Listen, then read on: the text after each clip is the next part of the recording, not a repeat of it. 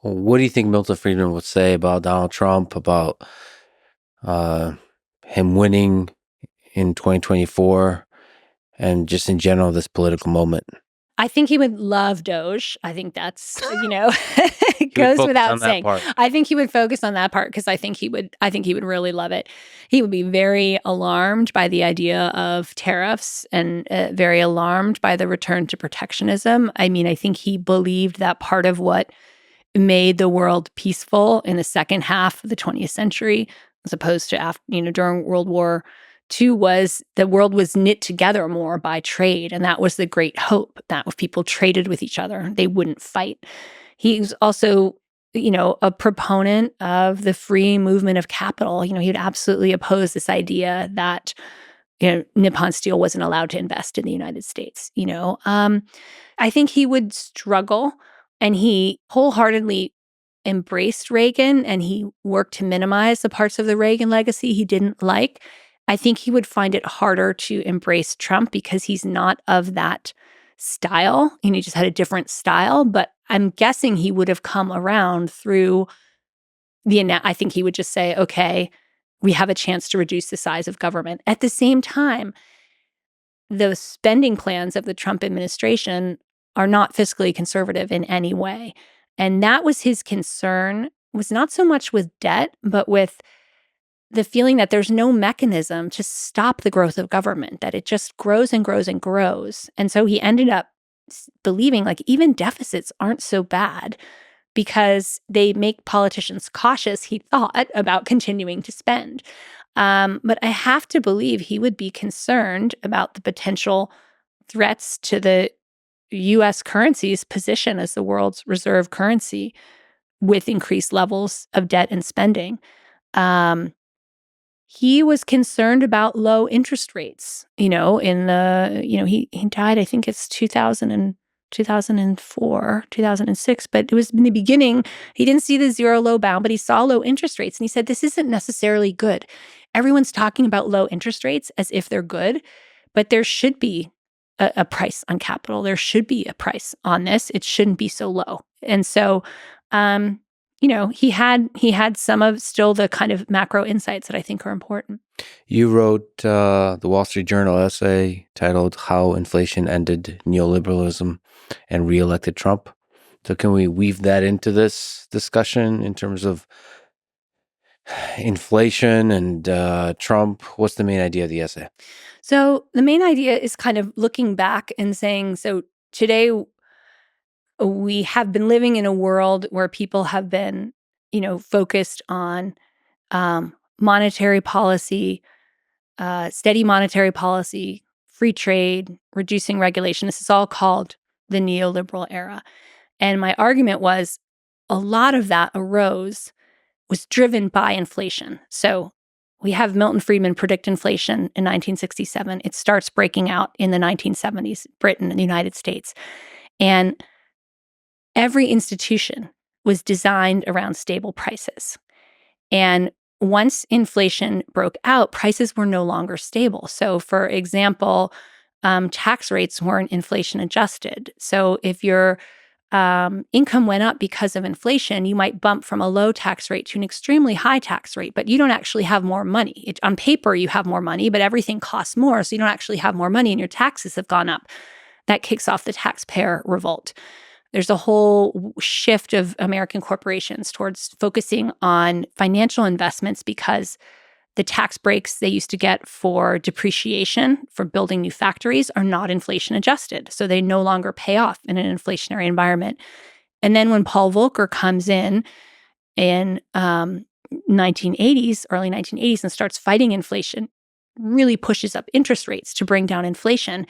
And that completely reorders the banking sector because banks had statutory legal limits on the interest they could charge. And once general market interest rates exceeded that, it was proliferation of new financial forms to take advantage of that. So my point was the era we live in was ushered in by inflation.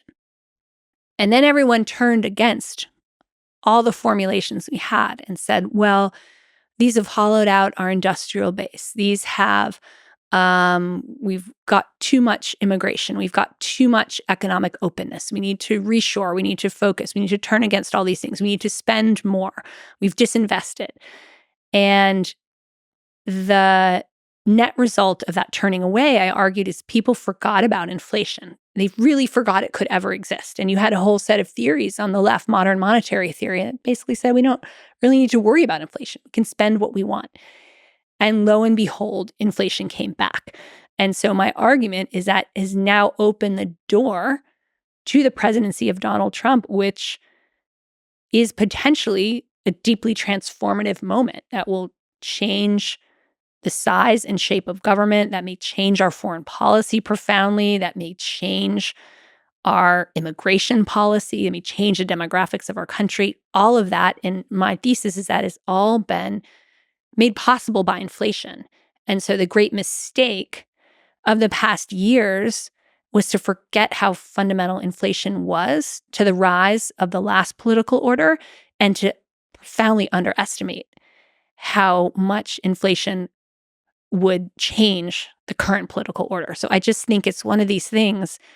This is why I think you should study history, because I think if you had studied history, you would be aware of this. And it's so easy for people to forget, just like the banks forgot that interest rates could ever go up. They got so used to it. And it's only a 10, 15-year thing, but to them that seems like forever. So I really do believe what history teaches you to do is just have a much vaster scope in your vision, and then take into account the possibilities of so many things happening that are different than what's happening today. And so I just hope we don't forget about inflation entirely. But here's the thing, is quite a strong chance that Trump's policies will initiate even worse inflation, and then they will prove to be his undoing. So the ironies of inflation could be continuing.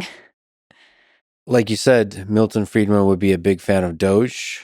So if he was still here today and rolled with Elon Musk and Vivek, what advice would he give? What do you think he would focus on in terms of where to cut, how to think about cutting? You know, his signature policy move, I talk about this, is taking the price mechanism and trying to make that into the policy. And that seems sort of obvious to us today, but in the era that he came in, so there would be rent controls. Let's take away rent controls. Let's let housing prices set themselves. Or he was very against national parks. I actually think the national parks are good, so I hope the DOGE people don't take this up. But rather than an allocation to fund the national parks, they should be funded by the revenue that they bring in when people visit them.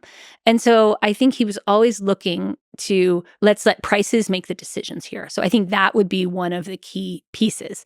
The other thing I think he'd really be thinking about, he wrote about this a lot, about occupational licensure and barriers to entry.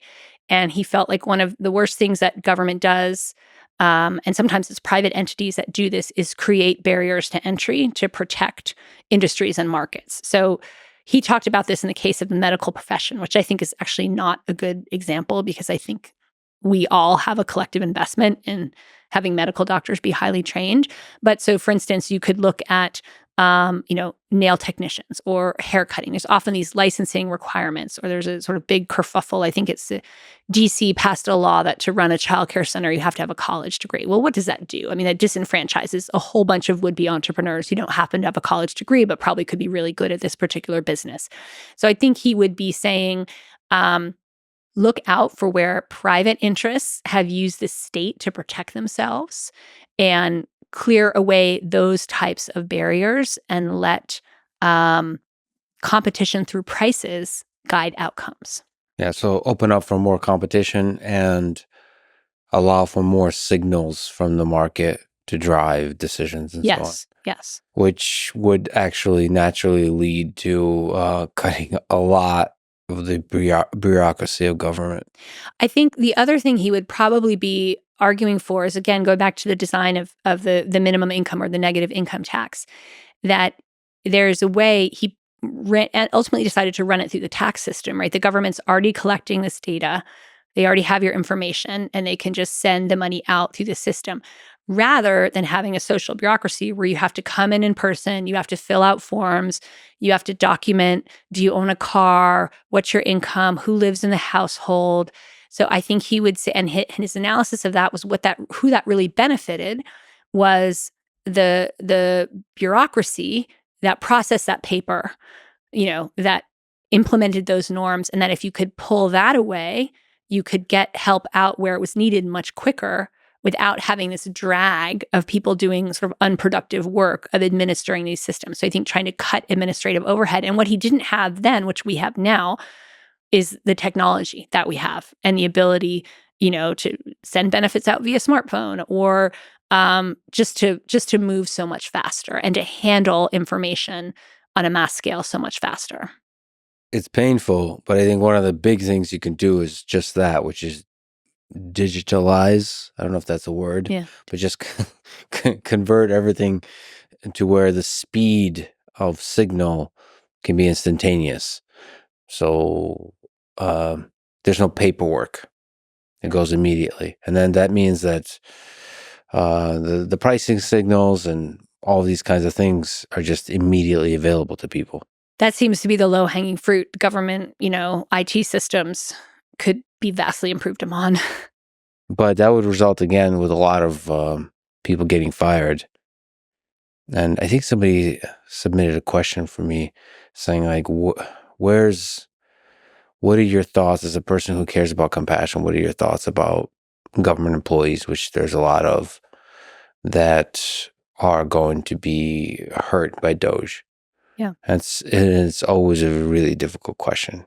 A lot of people get fired to make room for a new system that's going to lead to a lot of pain. There is going to be a lot of pain.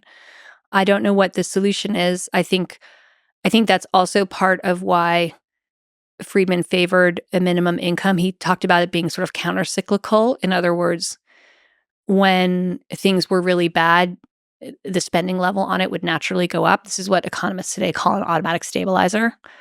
And then when it's not needed, the cost of it goes down. Maybe there's a way to sweeten it with honey and have people take buyouts or things like that. That would certainly be a way better way to go.